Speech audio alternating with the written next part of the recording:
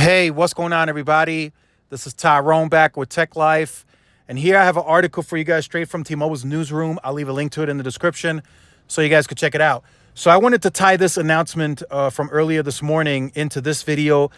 This is my preview, giving you my preview of T-Mobile's earnings call tomorrow.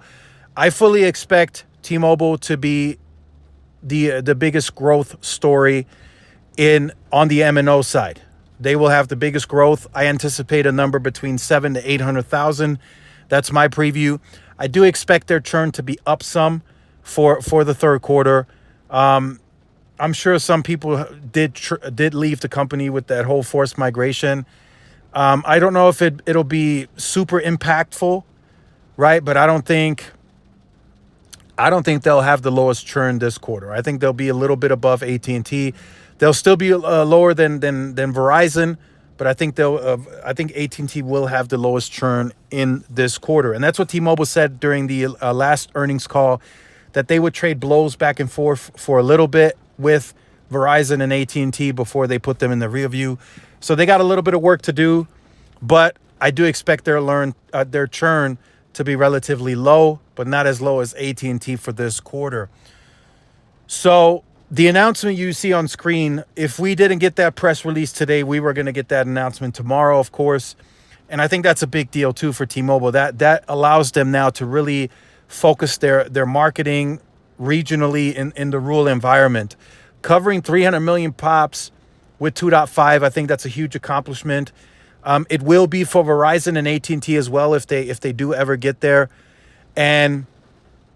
or when they get there. I think they eventually will. They won't let T-Mobile just, be at that type of scale with 2.5 and let them have all the fixed wireless access fun. Because essentially, that's what T-Mobile is pushing. They're pushing the fixed wireless access narrative in those areas. And then they hope that with pushing that first, they hope they can get their wireless business as well.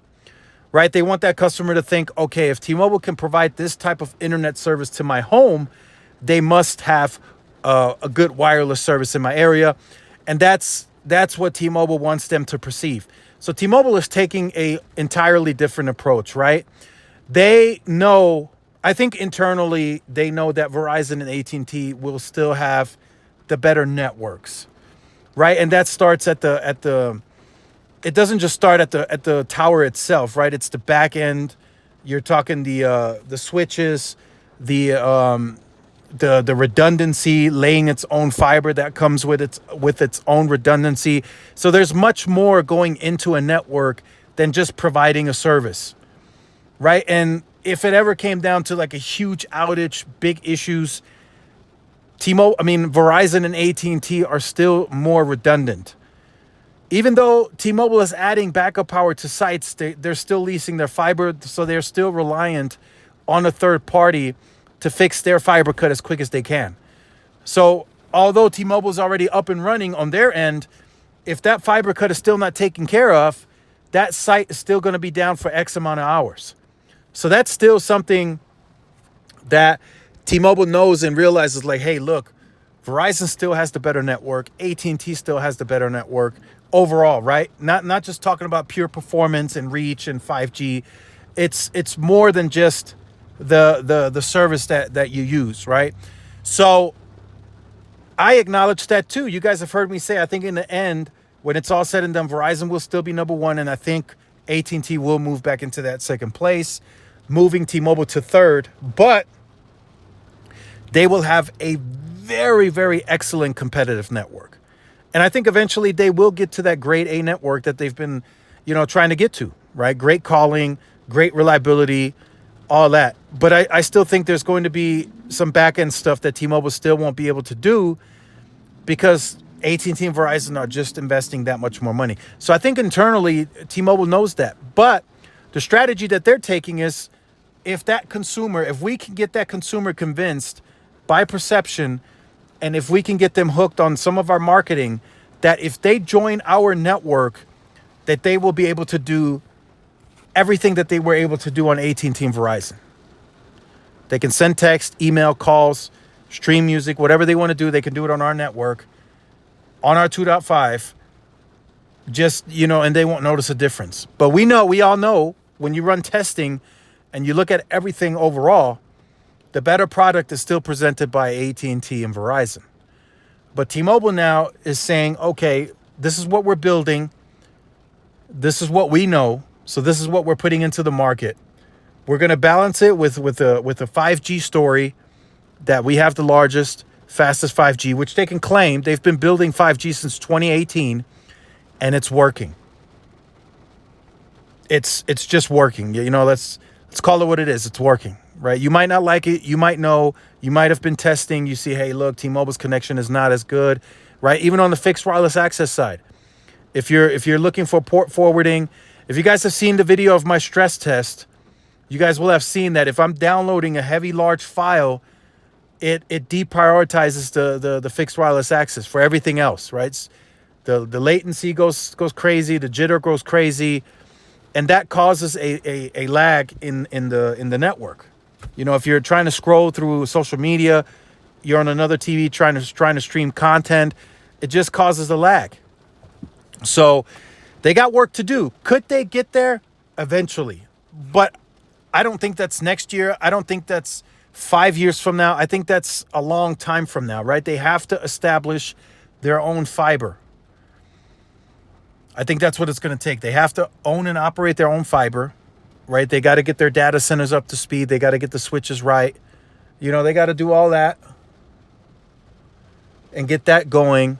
And once they get that going, I think then they can really push and be the carrier that they say they are, right?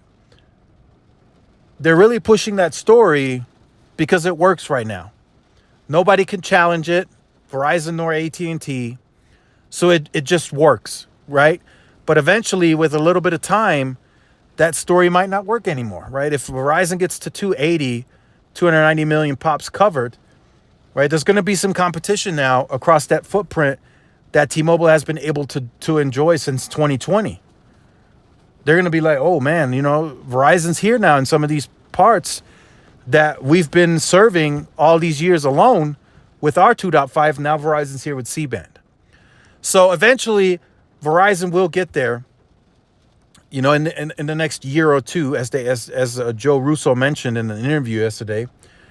But for now, it's really T-Mobile's for the taking, especially in those rural parts that they're already in with 2.5. They can win. They have opportunity now to get the fixed wireless access business. It's going to be hard for Verizon to really get that customer unless they just have, you know, big issues. You know, but other than that, Verizon will have to go in and they all have to present a better deal to get those customers back, right? 9 times out of 10 in that rural presence, it's either going to be Verizon or AT&T customers that T-Mobile's taken. So both AT&T and Verizon will have to present better deals to get those customers back if they do end up choosing T-Mobile. And that's not a bad thing. You know, T-Mobile played their cards right. They announced the merger at the right time. They got the 600 at the right time. They invested, you know, heavily. I think at the end of this cycle that they're going through right now for the 5G, they'll have invested like close to $45 billion, maybe more if you consider the 2018-19 investment in the 600. And, you know, it's working for them. That's where I'll leave it, right? It's working for them. We're seeing the results. And that's all that matters, right? With Verizon, on the other end this morning, right, they're plowing a ton of money into the network. It's a great network. It's arguably the best network.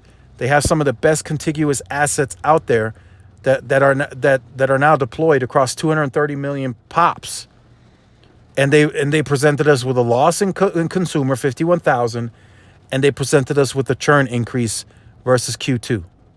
So you take that as you will, right? T-Mobile is showing results. Verizon is posting losses.